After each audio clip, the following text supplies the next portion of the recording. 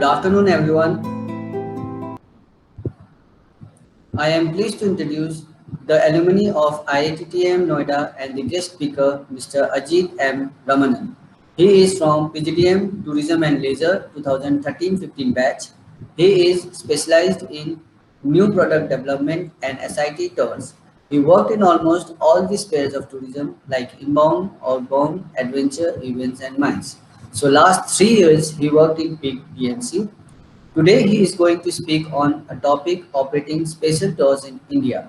So when we talk about special interest tourism or special interest tours, it is a provision of customized tourism activity that cater to a specific interest of groups and individuals.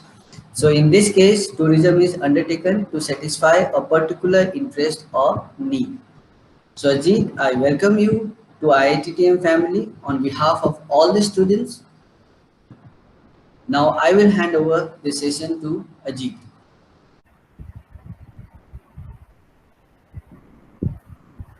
Good afternoon, everyone. Thank you for coming to listen to what I have to say. Thank you, Pawan sir. Thank you, Lama sir, for giving me an opportunity to talk about something that's very close to my heart. I'm Ajit. I graduated out of IITTM in 2015, and for the past 5 years in the industry, I've worked across different spheres. I started my career in outbound. I was there in outbound for about 1 year. Then I moved to gradually to MICE, with domestic MICE and outbound MICE going. Then I came to adventure, and for the past 3 years, I've been working in inbound travel with a company called PMC India. So what the USP of the company is we operate a lot of special interest tours. So when we talk about special interest tours, especially with the post-COVID session, find a people who are not willing to travel nowadays. The travel bug has come down for a bit because of the virus scenario. But once that is over, people will start to travel. So when they start to travel, they need to have something apart from the ordinary to ensure their the attractiveness or the urge to travel is satiated. That is where special interest tours come into the picture. I have been fortunate enough, in my career, I have been fortunate enough to work with new products, develop new product, market it, at the same time execute it. So today's presentation is just going to be something of my experiences, how I started to develop tours at the same time, how I was fortunate enough to me and my team to develop these tours, market at the same time, execute it. More of my experiences rather than a lot of data. So today we'll be focused on special interest tours in India. It is basically focused on the inbound scenario, but this can easily be used as a domestic situation as well. The destinations are the same. It is how you are going to show them, how you are going to portray it is going to be the question. Can I have the next slide, please?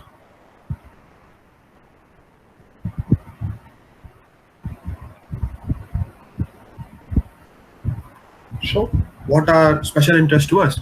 Well, special interest tourism can be defined as the provision of customized leisure and recreational experiences driven by specific interests, expressed interests of individual and group. It seems very technical when we look at the definition of it. The textbook is very technical, but when you break it down, it's not that difficult to comprehend. What you might ask, you say everything is customized. When you talk about FIT is customized. How it is different from any other FIT tour? How it is different from any other customized tour? You ask.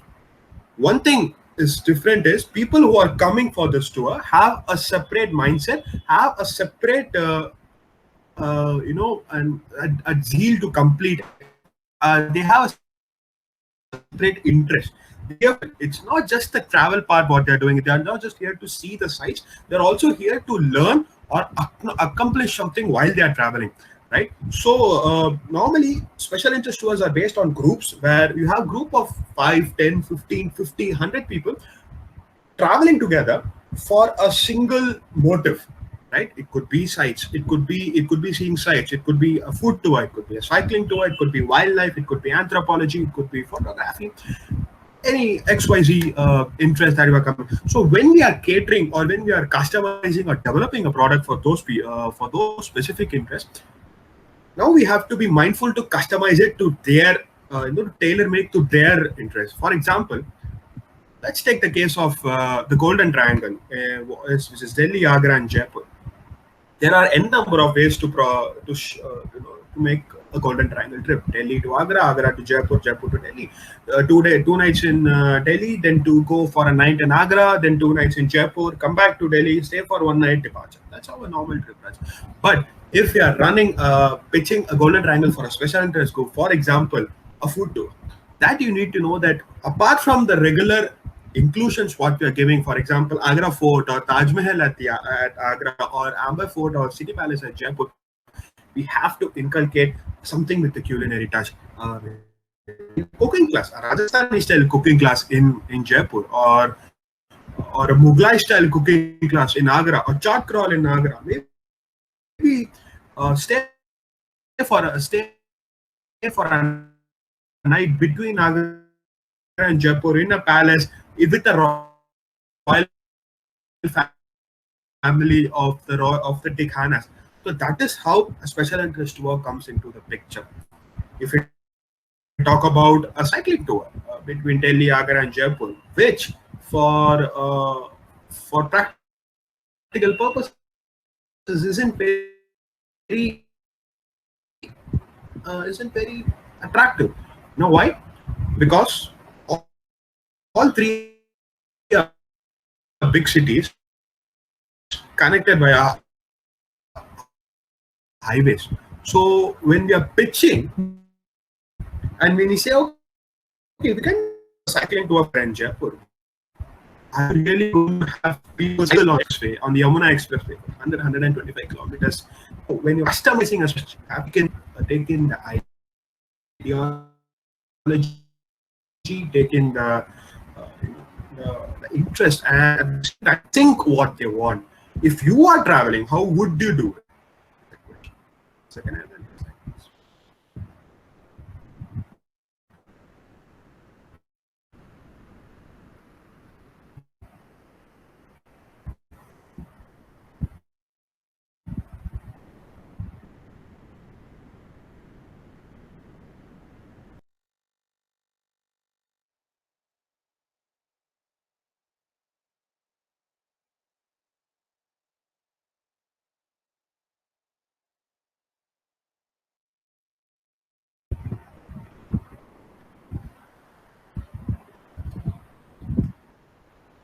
Thank you.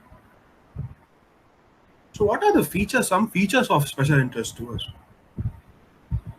Let's first is you have a common hobby or passion whilst traveling. So, a common hobby could be culinary, food-based tour, cycling tour. Those are cyclists, and we're not talking about professional cyclists. They're amateur cyclists who wish to see the country at their own pace. A photography tour, someone who, but in current today's trends, you find people. You don't need to be an adept. You need to have an adept equipment to be a photographer. You need. It's just we have good moderate level equipment available, and where you can fulfill your photography well.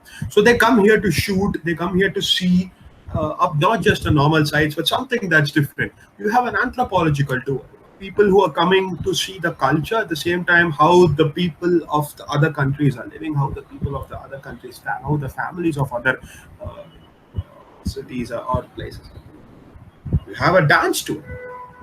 People who are coming to India just to find the different dance art forms. Yakshagana of Karnataka, Kathakali of Kerala, Mohiniyattam of Kerala, Kathak of North India. Manipuri.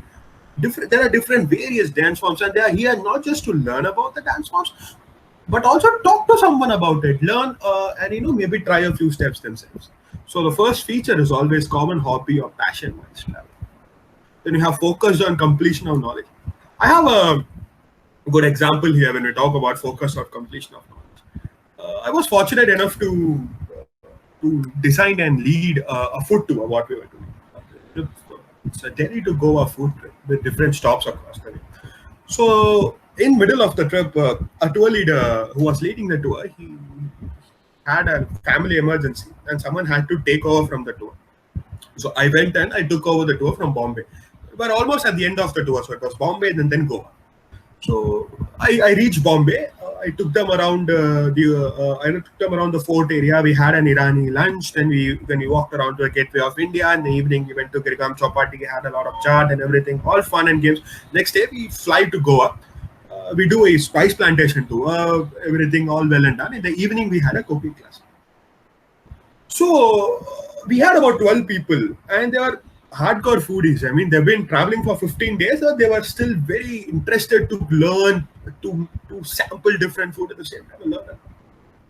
So we were at the cooking class, and the chef was making a Goan style fish and chicken, Goan style fish and chicken charcuterie. And people were there taking videos, taking pictures, and learning.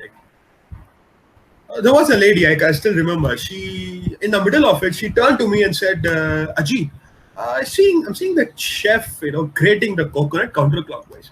Is there a specific reason to it?" First, I thought she was being sarcastic. First, I thought she was joking. I mean, kind of a question is that. But she was deadpan serious. Then I found out, no, she's actually learning. She wants to learn. She wants to know if there is a difference between grating of the coconut. I went back and said, no, it all depends on your comfort level. Even the chef was a bit confused whether or not to take it. Then I said, no. And she actually noted it down. So the people who are coming for a special interest tour, they have to, they have to have that urge to be completed. So you may give them an excellent tour, like you might show them all the important sites of the place. Maybe maybe you go to let's say, for example, France, and you see the Eiffel Tower and everything, but they're there to see a museum, and you don't do that. If the museum visit is shortened, it's just a 1 hour visit, that is going to stay with them. It's not the other parts that satisfy. That is going to stay with them because they were there for a reason. That should be focused. That should be completed. More focus on achieve and learning on tours. Just as a continuation of the previous point, let's take the example of a photography tour. And you're designing a photography tour with about 15 to 20 people across the country. We are traveling and everything. All of us know the best time to photograph is early in the morning. The light is perfect. It's not on your face. So, but every day you design a way in such a way that you start your photography at 7 or 8 in the morning. So when you reach the place where you're going to photograph for the day, you find it's crowded, or you did not discount the traffic. There was traffic to reach there and everything. And then, so you go there, you find the place where you're photographing. It does not have the charm that it should have. It should have had if you had done it at let's say 5:30 or 6 in the morning during the sun. So you need to have that. They are there to do it, and they're there to do the hard work too. I mean, they know that they're on a holiday, but if there's something that's interesting, because they're there for a reason, and that reason, if it's not fulfilled, if the reason is not completed, you're not just going to get complaints. You might lose the business because at the current situation, you know asking or convincing a new person, a person who has not visited a destination before, to come and visit is going to be much more difficult. But you can't convince someone who has been to a country or who has seen the place already. It's easier for them to convince because they know how things are already there, and after this, how people in India have adapted to the virus and how it is going to go ahead with it. So it's easier for them to convince. But at the same time, you want to convince them about seeing the same places they have seen. You need to show them something that's different, and that's where special interest tours comes in. So that brings the next point: niche market with specific demands. They know what they want. And they pay good money. Designing and running a special interest tour is a bit more costlier than running a normal tour in this case. Going around different cities and seeing the sites and having a normal leisure tour. So it's a bit more expensive. So there are people who pay of that extra amount to get that, to fulfill that. And tours to be a blend of heritage, culture, and the best way to indulge the specific needs of travelers. This is a very, very important point. Let's take the case of a dance tour, for example. We are doing a dance. South India. South India has. I'm taking the example of South India because there are different dance forms of different states. So you start off in Tamil Nadu. You do a Bharatanatyam recital or a Bharatanatyam show in Mahabalipuram, you go to Madurai and you focus on the folk dances of Tamil Nadu. Then you come into Kerala, you do Kadakali and Mohini Attam and everything, and the martial arts form, you show them everything. But at the same time, you bypass all the important parts of the state. Like you have fulfilled the special interest part of it, but you have not fulfilled why they are there. They go to Jaipur and you go to Madurai and they are not seeing the Meenakshi temple, but doing a folk dance too, and moving then the next day. So the trip needs to be a mix of everything. You need to balance it out. At the same time, you need to think about where to prioritize. Which day is going to be a more of special interest or wider reason, or which day is going to be a normal day, because they are there for a reason. At the same time, for many of them it could be the first time they are there, so they also want to see the sights. So it's always a good it should always have a good blend of products that has to be offered. So can I have the next slide, please?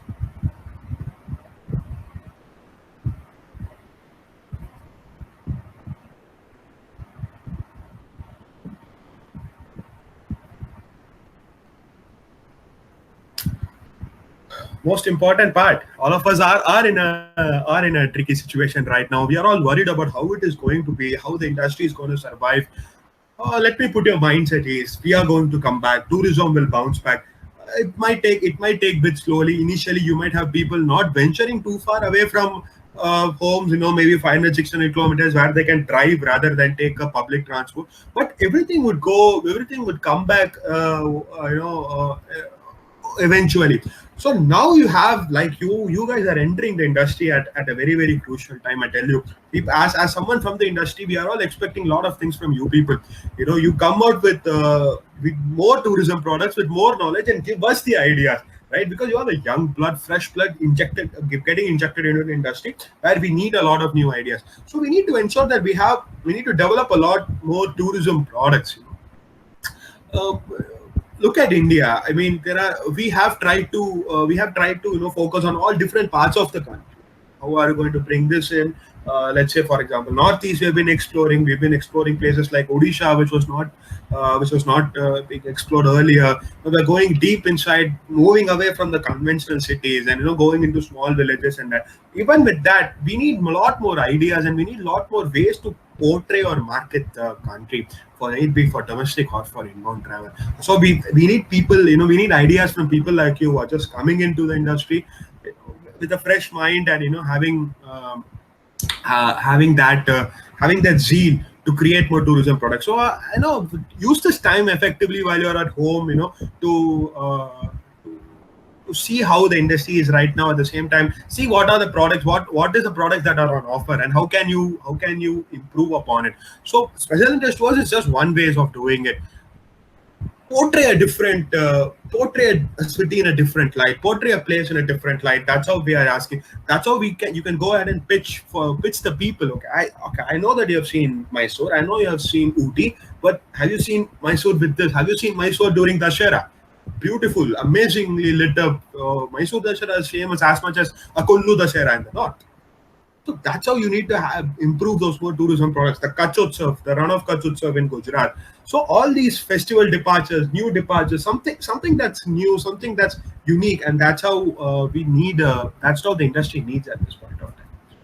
And we bring into the attractiveness of attractions. Everyone knows Taj Mahal is beautiful, so beautiful. You don't need to paint a picture with your words with that beauty of Taj Mahal that is there. How we are going to convince people to visit Agra apart from Taj Mahal? Is Taj Mahal is your only trump card for Agra? No. You could say Agra has a very thriving chaat culture. While you're at Taj Mahal, why don't you have a bite at Sadar Bazaar? That is going to have that attractiveness. That's going to increase the attractiveness of it. People coming to Agra will see the Taj, but it is not necessary that they might see Fatehpur Sikri or Agra Fort. They might. It's not necessary that they're here just for the historical context. Yeah, they're there to see the Taj. But how are you going to spend the next half day in Agra, or next 1 day in Agra before you move on to the next? You can say, have you seen Taj Mahal from the other side? Have you been to Mehtab Bagh? Beautiful, unique, calm, serene view of the Raj. All this, you need to build up the attractiveness of the attractions. It's not just going to be the monuments or the places to see, because they are there. They're there for years. Now it is up to you how you're going to put a new spin. It's going to be specialized in. It is going to be people are, because like I said, it's easier to convince people to have, those who also have a motive to travel. Oh, I want to go to India, or I want to go to South India to see the food or see the culture, or understand the psyche of the people. They're easy to convince. Other than, oh, I have some money, I want to travel, I don't know when. Okay, should I travel now? But if people already having that urge to go and do something while they are there, do an activity while they are there, see the country in a different way, it's easier for you to convince them and and execute it. At the same time, you need to be quite mindful of the safety measures. You also have to be quite mindful that it's a specialized demand and you have to fulfill it. So you have to go the extra mile. New market exploration. When we talk about new markets, the conventional, traditional leisure market is changed. All special interest tours are leisure too. It's not business tours, it's not MICE tours. Apart from the pilgrimage tours, what I'm talking about, special interest tours, they're all leisure too. But the traditional hotel stay to a monument to an activity is over now. So you need to tap the new markets, and there are young people who are traveling. A lot of youngsters who are coming out, backpackers who are coming out, and they need something different. They need something new. They need something unique. So the more festival tours are coming in. Pushkar Camel Fair, very famous. But how many of you know about the Nagaur Camel Fair? Smaller, but much more authentic. Pushkar Camel Fair has become quite commercial. The Camel Fair near Bikaner in January, it's beautiful and not much crowd. So new markets are coming in. So they are there for that. For a photographic tour, if you are pitching a photography tour and you are doing it with about, let's say, going to a place, you have 100 other people pointing the cameras. What is it? So the market that's emerging, they need something new. They need something unique. At the same time, they need something fresh, right? So this is where you come. That brings me to my last point: the staleness of existing products. For a lack of a better term, I've been in industry for the past 5 years now. For the lack of a better term, we have been talking about a Gisa Pita. Now, what's easy? Just slap a trip: Delhi, Agra, Jaipur, or Delhi to Agra, Agra to Jaipur, Jaipur to Jodhpur, Jodhpur to Udaipur, Udaipur to Delhi, Rajasthan, or Delhi to Varanasi, Varanasi to Agra, Agra to Jaipur, Jaipur to Delhi. A triangle with Varanasi. So products are being stale at this point of time, and post-COVID, the stale products will be the first to go. So it's right there. What's so new? But to indulge that new that product, to indulge it, you need to have that X factor. You need to bring something new. And guys, as you're entering the industry at a very crucial time, use this time to effectively learn about the products, how you can bring it. So can I have the next slide?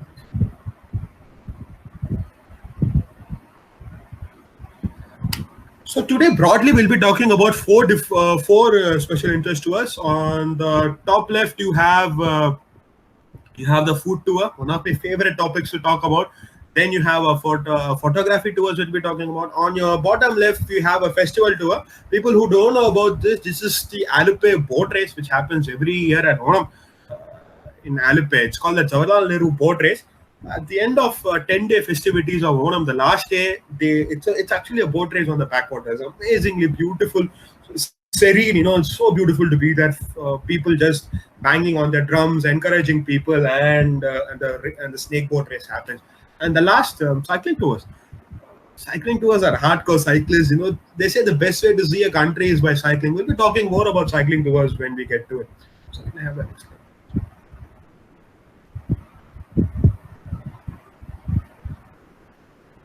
Before we go on differentiating the different SIT tours, these are some of the common characteristics of SIT operations. First, product knowledge to be updated. I've been talking a lot about product knowledge because that's the industry. It is. You need to have your knowledge in your tips. You need to understand what is the demand. For example, let's take the case of a food tour.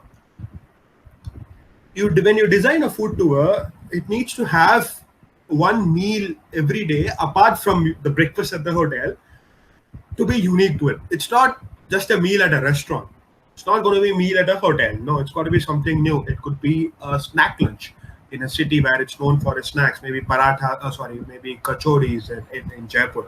It could be a family cooked lunch in a castle, or in an Indian family where they have a normal lunch, or it could be a dinner at a it should be a high tea experience at a big hotel. For example, the Taj Mahal, Mumbai, right next to Gateway of India, has an amazing high tea experience, which happens in the afternoon. You have good, decent food. The view is amazing of the Arabian Sea, right next to the Gateway of India. So you need to pepper all these activities in your trips. Your product knowledge needs to be on point when you do an SIT trip. It's not just about a destination. It's not just about the attractiveness or attractions. It is also about the activities, what we are doing.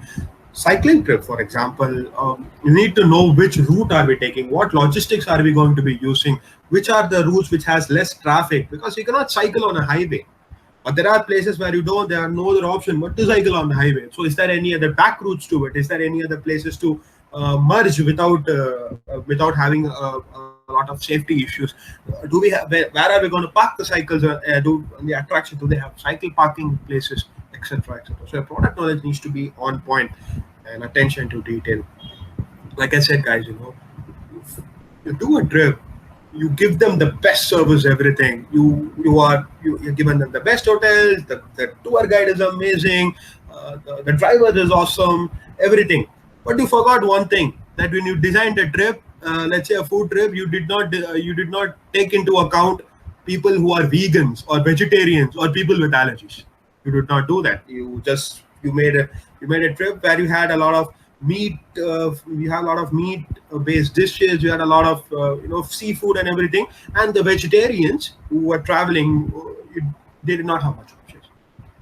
So half of your trip might enjoy the trip. Half of them it will be like, why? What am I doing? Why am I still having the breads every day? Why is not something new? Because you had not planned the trip properly. The attention to detail was that, oh, I did a food trip, but I did not consider who all could be part of that trip. Right? Skilled personnel. Skilled personnel starts from you sitting in a laptop and designing a trip, to a tour leader you could be a tour leader actually taking them across, the driver of the vehicle who are doing.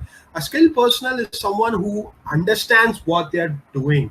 For example, you send a you send a tour guide for a photography tour who does not know about photography much, right? So the people who are traveling is not just to take photography, they're also there to talk about photography, to understand different places, how photography happens at this city, this life. So you need someone who knows what they're talking about. So that starts with you. How you are going to design the trip.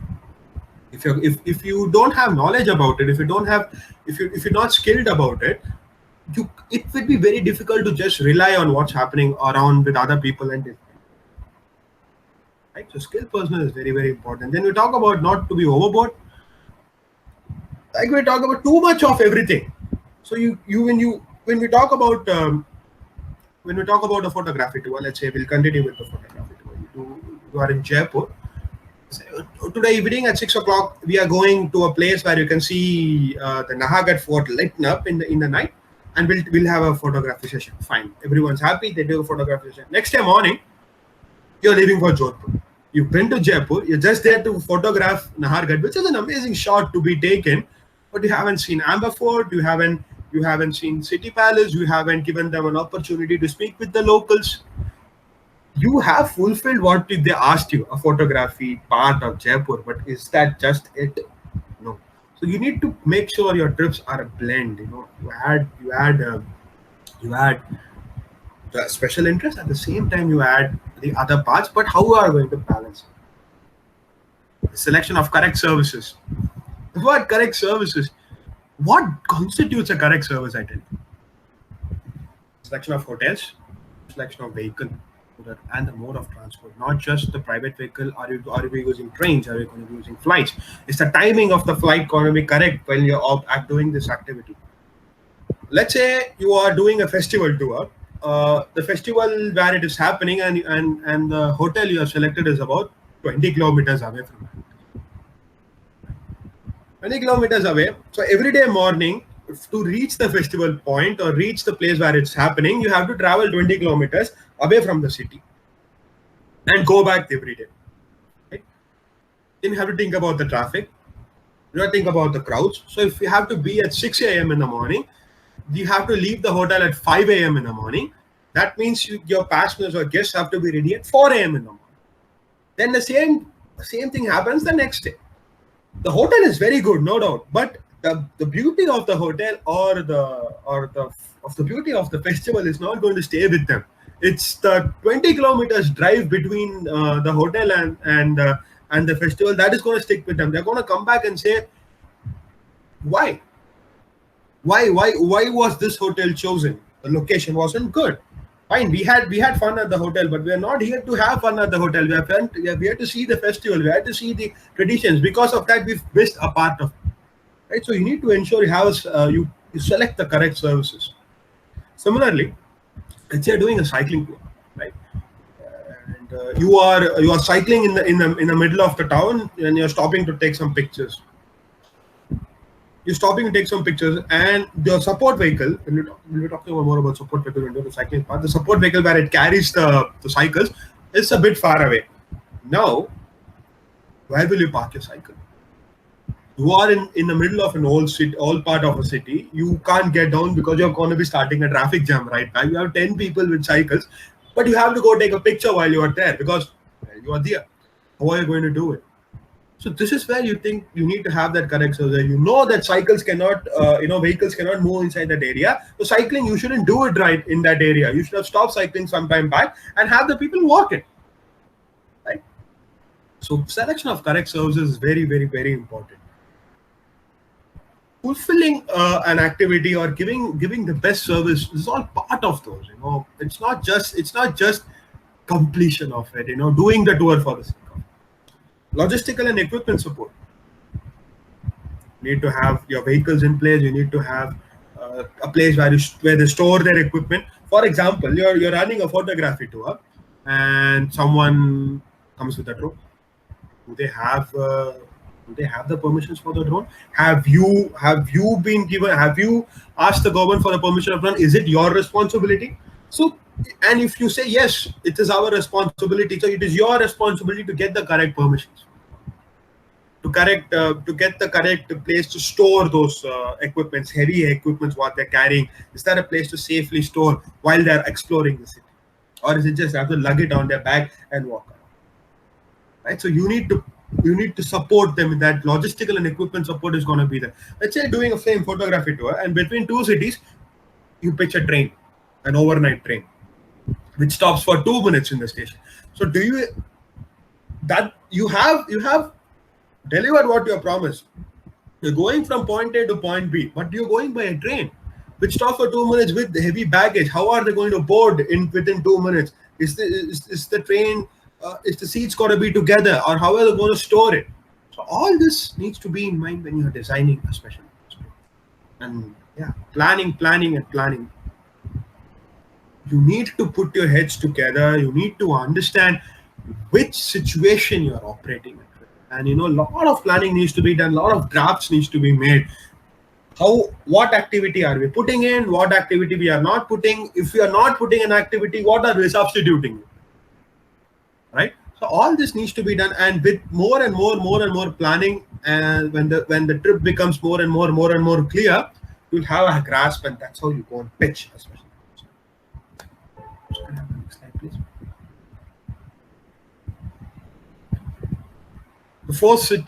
Look at the four pictures: Taj Mahal in Agra, Mehrangarh Fort in Jodhpur, Basilica of Bomb Jesus in Goa, and Meenakshi Amman Temple in Madurai.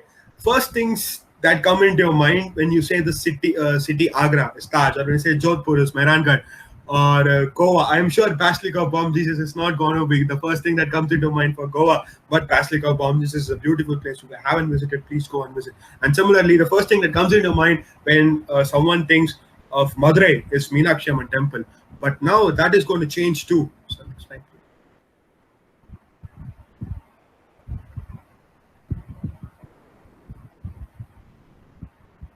please. So next slide, please. to this. This is what we are going to, the same four cities, but on a different way. Jodhpur, the Bandhani saris of Jodhpur, Rajasthani sari, the people who are coming as, which is sold by women right next to the blue city. So it's not just the Mehrangarh fort. You have another way to show Jodhpur. Agra, Chaat, the Chaat at Sadar Bazaar. Yes, Taj Mahal is beautiful, but after that, go and visit the other side of the city. Go cycling in Goa. People know Goa as a more of a beach destination, but Goa is a mountainous state. 80% of it is covered by mountains. Beautiful, serene places to cycle down the crevices. See the laid back Goa on a cycle. One of the best ways to explore. And last, Meenakshi Amman Temple. Photography. Your guest would remember when you go and say, guys, tonight we're going to see the Meenakshi temple in a different way. You take them up the Pasampon hill and have them when the entire temple is lit up so beautifully. This they are going to remember. They will forget the 4 hours they took to reach there, or on top of that hill to shoot that, or they will forget that. But this particular shot will have that cherish, and this is what will make them come back to you. This uniqueness, or this is something that they'll ask them. Okay, this is something I did when I was last there, and I want to go back and see the place in a different light. So, can I have the next slide, please? Operating a culinary tour. One of my favorite trips to design and operate. I love to design, and we operated a lot of culinary tours. And when we talk about culinary tours, it's not just the food. It's not just the way how a food is prepared on thing. It's about the culture of the people, how they eat. You can guess, or you can see the culture of people by the way they eat, how they eat differently in the south, how they eat differently in the north, in the east, in the west. Different parts of the same country, but food is where they differ. So one of the biggest examples I had for a food tour was, it happened about 2 years ago. Me and my team, we were tasked on creating a vegan tour. You might ask, vegan tour? It's easy. India is a vegetarian paradise, but a vegan tour, not that much. Think about it. Anything when we talk about richness in food is milk, or milk products, or dairy products, where we have the rich meat component. Even we can substitute it with some vegetables, but how are you going to substitute something with that richness of milk, or sweets, especially lands of sweets? How are you going to do that? So when we were tasked to design a culinary tour, we had about a month to prepare. A lot of things were stacked up against us. So firstly, it was a pilot trip for an upcoming series, and those pilot trip, it had influencers, social media influencers. And when I talk about social media influencers, they were people with at least 50,000 Instagram followers minimum. We had the time we were given to do it. The duration was about 8 days, so we could not do a long tour. It was just 8 days, and the month chosen was May. 8 days, May, and think about it. So for 8 days, we had to decide what's the golden triangle. But think about it: Delhi, Agra, and Jaipur at 45 degrees Celsius in the month of May, with heat blasting in your faces, operating a culinary tour, a vegan tour, not just culinary. So when we thought, okay, a vegan tour, that means we have to include all the meals. At the same time, also include the activities apart from the food. It's not just going to be the food at different places. They also do the activities, like see the different sites. Also take in consideration the travel time between the cities. So 3-4 of us got together, and we designed a tour. The tour begins. The first day, people come in. We take them out for a welcome dinner. We went to a place where we went inside the kitchens of the restaurant and checked if they are not mixing, not using anything, washed the pans without. The biggest thing we were worried about was cross-contamination. Will they use the same ladle that were used to scoop up something which had dairy products? Are they going to use the same ladle here, or are they going to use the same pot here? So we went inside the kitchens, and we had a dinner. Oh, it was good. It was a restaurant. Next day morning, the trick started. Next day morning, the activity was a street food breakfast at Parathe Wali Gali in Old Delhi. So we went to Parathe Wali Gali with 11 influencers with us. We went there, and they were all British, Australian, Canadians, and British, Australian, Canadians, and Americans, a mix of all. Went there. First thing we did was Parathe Wali Gali. We had the guy who was making the paratha clean up his pot, and we were carrying bags of vegetable oil. And he was shocked. I said, people come to Parathe Wali Gali for the desi ghee experience, the the fattening, clarified butter experience. But we had him empty the pot, clean it in front of us, and put it with vegetable oil, and we made parathas. He was shocked, and we gave him a business idea. Like these are people who want to experience, but they're due to the dietary restrictions they can't. I said, oh yeah, this is a good one. Next day we had to go to a chai wala. A chai wala again. We had him clean his entire pot. We were carrying packets of soy milk, and for the first time in his life, he said he's been selling chai for 35 years now. First time in his life, he made a chai from soy milk. So he did not know what quantity of. We was told him in Hindi, भाई जितना जैसे चाय बनाता है वैसे बना, दूध थोड़ा दूध की जगह था. But it was all with all the masalas, everything mixed, and people were so happy. Oh, this is the best chai we ever had. Don't know what we get back home. This is a pale imitation. I drank the soy chai. Believe you me, it was absolutely. It was not very palatable. But when we saw them, they enjoyed it. So we thought this is a market that we need to tap, and we can do it. So this was the hard. Then we went when we took them to Seesganj Gurdwara, where we had them make the chapatis in the langar. So they had an experience of actually cooking it and eating what they cooked. Right. Then the next day, in the evening, we had a home cooked dinner, or we went to a place to an Indian family. They welcomed them there. They wore all those Indian dresses, and we made a home cooked vegan meal. No paneer, no ghee, no makhan, no butter, nothing, but just. But at the same time, not compromising on the palatability, or not compromising on on the level of the food what we are offering, but more extensive vegetables, more green vegetables, more leafy vegetables.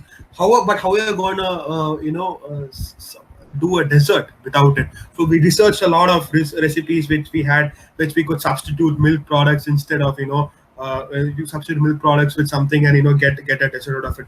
And next we went to Jaipur. We stayed at a place, and then we went to a home, a royal home, who's connected with the royal family, and they had a cooking class, a Rajasthani style cooking class with a lot of kher sangri and other parts, which did not have that meat as meat component, but did not compromise on it. And the trip went so successfully well. The trip was so amazing. So that has been one of our biggest selling trips for the past 3 years. So this is how it is. It's about how you put your mind to it, and how you research it, and how and you can do it. And all. So that taught me, okay, food is an amazing way to show a country. Right? So can I have the next slide? So these are some of the activities what we can think about when we're doing a food tour. Firstly, I don't know how many of you have been to the spice market in Delhi. It's amazing. It's beautiful. It's right next to the end of the Palimaran. When you start around the walking, you find a lot of people selling spices in wholesale. So when you take your pastas, or when you design it, the guests are going there, and the smell of spices in the air. You even sometimes start to sneeze. It kind of hits your nose. Sometimes it starts to sneeze.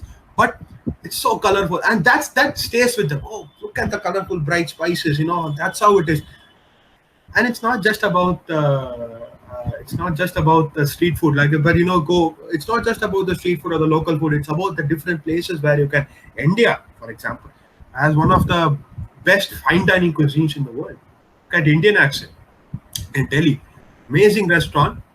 One of the most expensive restaurants, not just maybe in India, maybe somewhere around in Asia, but the experience of eating an Indian accent is something that has not been unmatched for a long time now.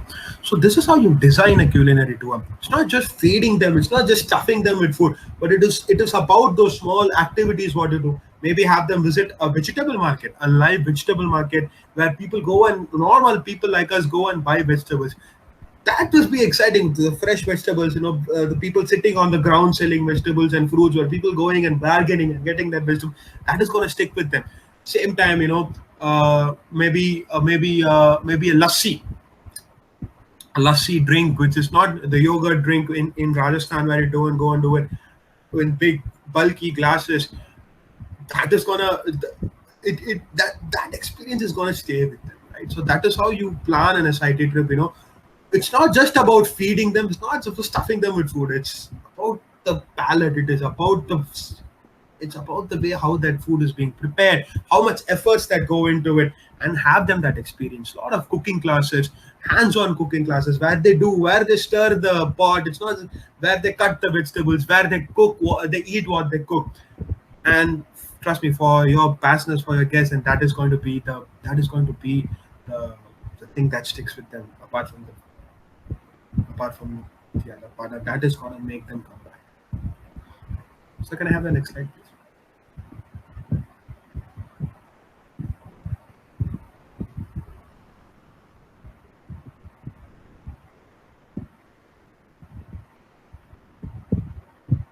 So can I have the next slide, please?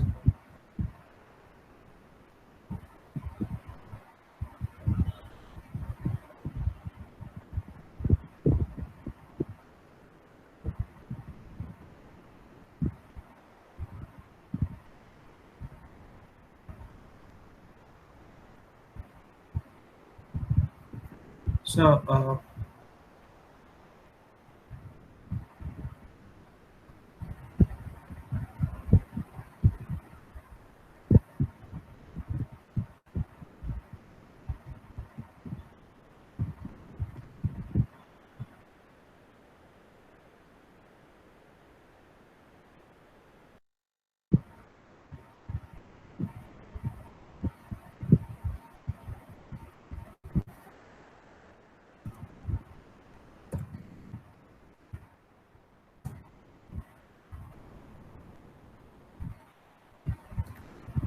thank you.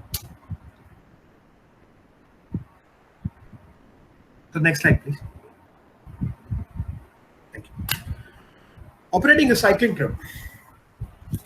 When we talk about cycling trip, we are talking about 60 to 80 kilometers to 100 kilometers a day. So one of the best ways to see a destination is by cycling, because you are having in your own mode of transport. So you can stop where you want, you can take pictures where you'd like, and the routes are normally that goes inside small villages or into places with people who are going on a different way. But you're exploring a place in your own phase, in your own pace, in your own style, right? So when we talk about a cycling trip, we have to keep a few things in mind. Firstly, like I said, about 60 to 80 kilometers a day you need to cycle. You need to have something called a support vehicle. What is support vehicle? Most of our transporters do give you a support vehicle. A support vehicle is a van or tempo traveler or something bigger than that with the seats taken off. So people, when they cycle, they start early in the morning around at 5:30 or 6, before the sun hits too harshly, and they cycle for about 5 to 6 hours in the morning in the breeze. And around at 11:30, 12, they pack up those cycles, put it in the support vehicle, and they board another vehicle and they go to a next place. So a support vehicle is something that always needs to accompany a cycling trip. At the same time, you need to have a mechanic, because a cycle uh, can develop a puncture. The chain might go up, the brakes might not work, and you might be stuck in the middle of nowhere trying to find solutions to it. So every cycling trip needs to have a mechanic traveling with it. The most important part of a cycling trip is the route what you're planning. For example, let's say we're doing a cycling trip in the south. We're starting off in Trivandrum, going up to Cochin. If you think about a map of Kerala, the route passes right parallel to the Arabian Sea. Quite scenic. At the same time, it's the route that is also used by other modes of transport. That is, it's a national highway. when you start to cycle in narrow highways with with the traffic coming on both sides, is it a good way to select the route? But how are you going to do that? Then you need to worry. You need to work about the back routes about it. Maybe cycle for a few kilometers in the highway and have a detour. There's supposed to be a detour which goes inside, which evades the highway, which bypasses the highway, goes inside the different villages, and then joins and merges back in the highway. So when you even cycle on a highway, you're just cycling for the sake of it. There's nothing much to see apart, and you need to keep more focus on while you're cycling, rather than you can't enjoy or explore the city or explore the ride. So you need to ensure that when you are detouring or when you're going inside other roads, the roads might not be fully paved, but at the same time the view is amazing, and you can slow down or you can start in your own orbit. So that is something you need to be very mindful for. This is where your logistics part and your product development comes into play. Selection of routes and hours that you're going to be cycling for a day. So you say you're going to do 60 kilometers a day. Fine. You plan for 60 kilometers a day. But one day in that trip is where you climb up a hill. So 60 kilometers uphill is not the same with 60 kilometers on the plains, isn't it? 60 kilometers uphill could be double the level of what or 60 kilometers on the plains are going to be. And you focus on, okay, today we're going to do 60 kilometers, but you did not think about that when you're doing an uphill cycling. So instead of 6 hours that day, you're cycling for 9 hours, exerting more pressure. And you're cycling uphill where the oxygen level gets a little lower. That you need to be pretty mindful of. So you need to be flexible on it. So how many hours are you going to cycle on a day, right? And how effective it is going to be? It's going to be the question. Can I have the next question? Next slide, please.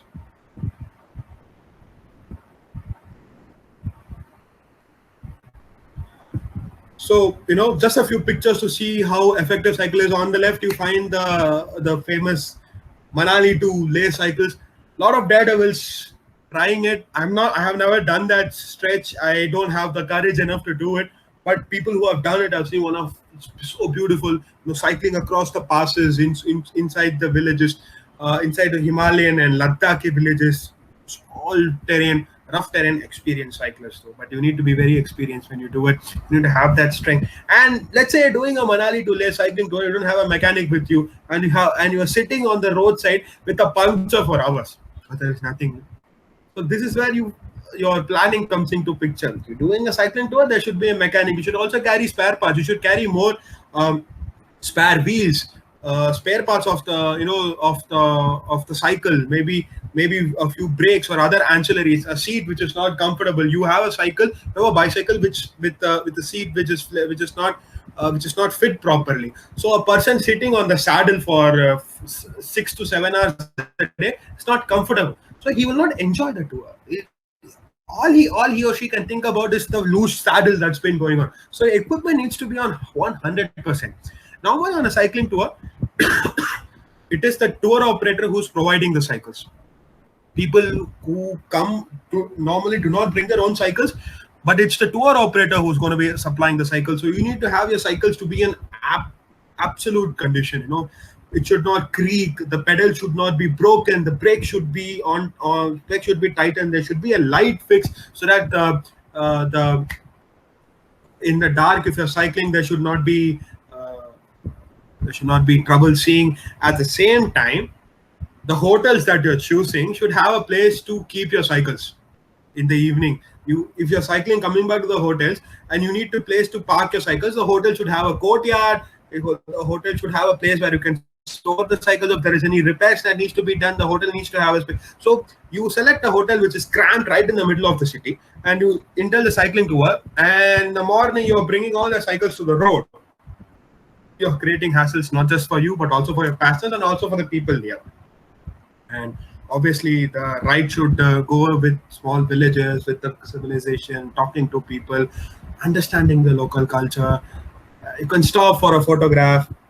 At the same time, be mindful, You see in the morning when you cycle at 6:37, you find in small villages people start going to work. They go to the fields, or you find shepherds and cowherds, with their animals on the road and everything. So that's a beautiful, beautiful sight, and that is going to stay back with them. That is going to stay with them. And you need to have an adept cyclist who's leading the tour. You send a guide or a tour leader who's not a cyclist himself or herself, and half the time you find the group has gone up, and the tour leader is struggling to keep up.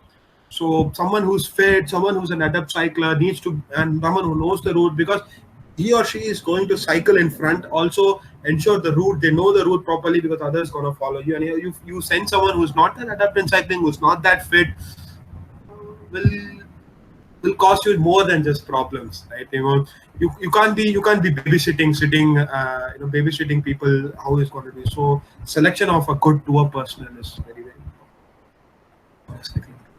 So can I have the next slide?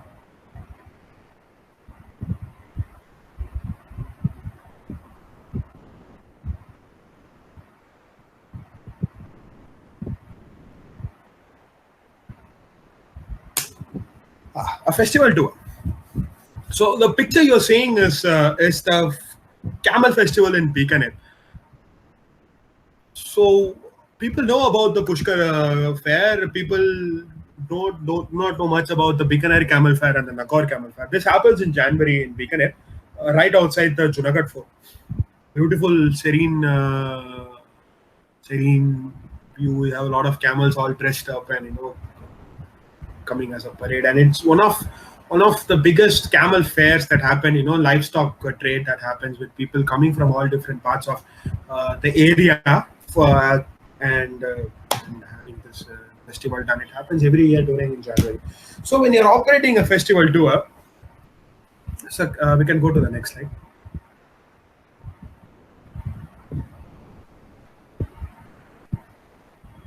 So when you're operating a festival tour, one thing you have is timing, right? On the first picture is Dev Deepavali. Dev Deepavali is something that happens in Varanasi about 15 to 20 days away from after Diwali. The entire city lights up, it's beautifully lit up on the banks of the Ganges. Then you have the Theyyam festival in Kerala, and on your bottom left is Pushkar Camel Fair, which happens. So when we talk about a festival tour, one thing, like I said, you have well in advance is the dates. You know that this festival is going to happen at that date.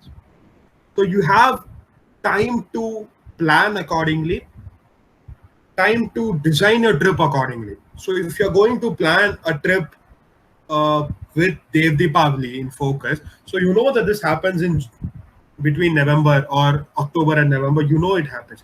So you have time well in advance to prepare something prepare your trip at the same time. But the biggest issue is all the accommodation and logistics is going to get sold out well in advance, because everyone knows it is the time that everyone is going to be there. For example, we ran a photography tour. We ran a festival tour. Couple of last month actually during Holi. We ran a festival tour for about 10 to 12 people covering Holi in Mathura. They were there in Mathura for 4 days. The good part was we pitched Holi in Mathura last May. In 2019 itself we pitched, and as soon as we pitched, we don't even wait for the confirmation. We blocked hotels immediately, because we know the client might take time in responding. Even if he says yes, once you get sold out in Mathura, there is no way that you might get lost. People go to Mathura for Holi.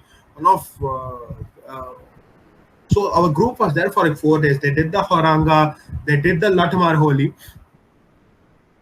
What would have happened if we not gotten rooms? What would not if we not?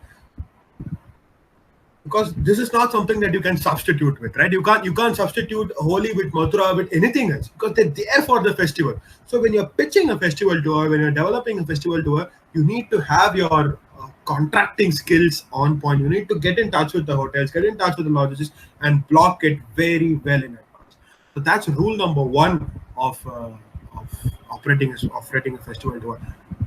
Sometimes you operate tours which fall over festivals. That is also you get tricky. For example, there are a lot of trips that happens over Diwali and Holi. It is not marketed, or you do not plan to be a Diwali festival or a Holi festival, but it still happens.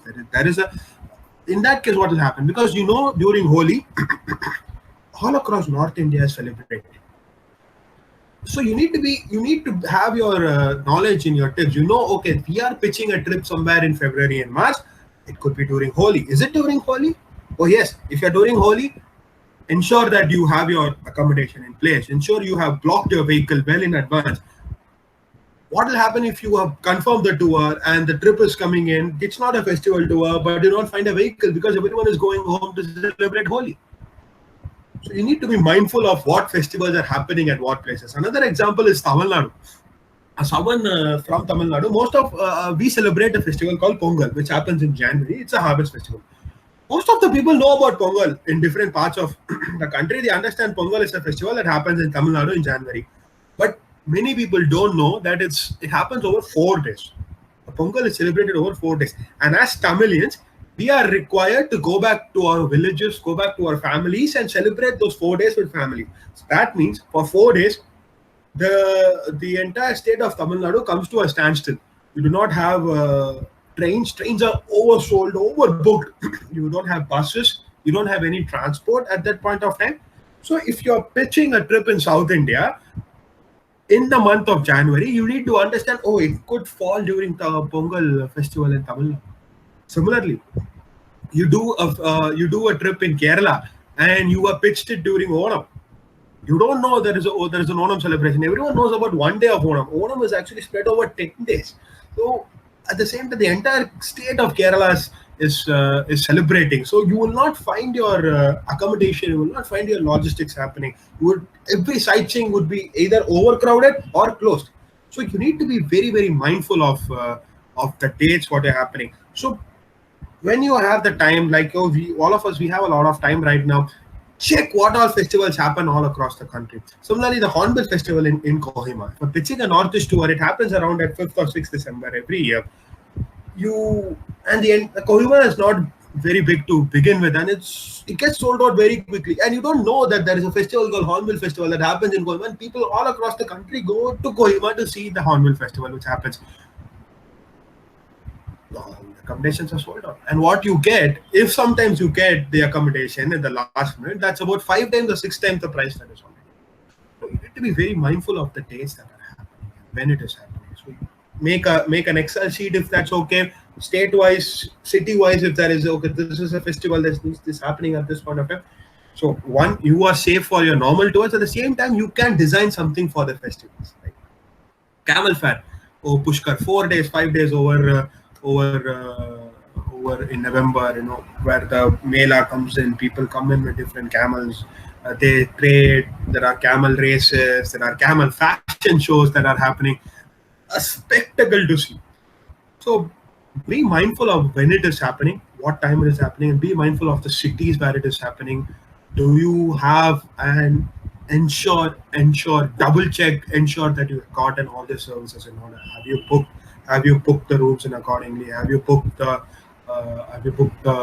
transport already? Have you blocked the guide at that point of time? Is there going to be someone who's going to take them across? Is there someone who's going to take them for the festival? For example, in Mathura during the Holi, you have the local priests that are going to take them inside. Are they blocked? Are they aware? Are people are coming?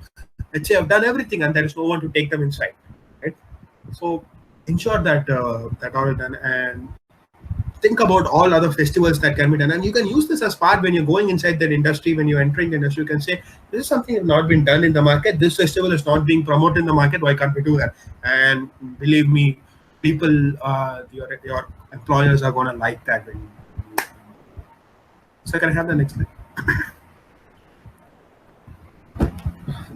One of the most interesting tours to operate and design is a photography tour. The short is Mahabalipuram, the show temple. The shot is during the sunrise at, let's say, 5:36 in the morning, when the monument is empty, the sun is coming up, and you have someone shoot. Think if you're doing the same shot at, let's say, 10 a.m. or 11 a.m. You want, the sun is hitting you down. There are people right across the monument, and all you can see are people's heads. The light isn't hitting the correct way, isn't it? The shot or the focus is not for the photographer. So operating a photography tour requires a lot of scientific calculations while you're doing design. You need to know how hot it is going to be, how cold it is going to be. Is there going to be sunlight at that point of time? Is there going to be lighting at that point of time? How far it is we're going to go for the shot? How early we have to go or how late we have to go? All these things you need to be mindful of when you are operating a photograph. So can I have the next slide?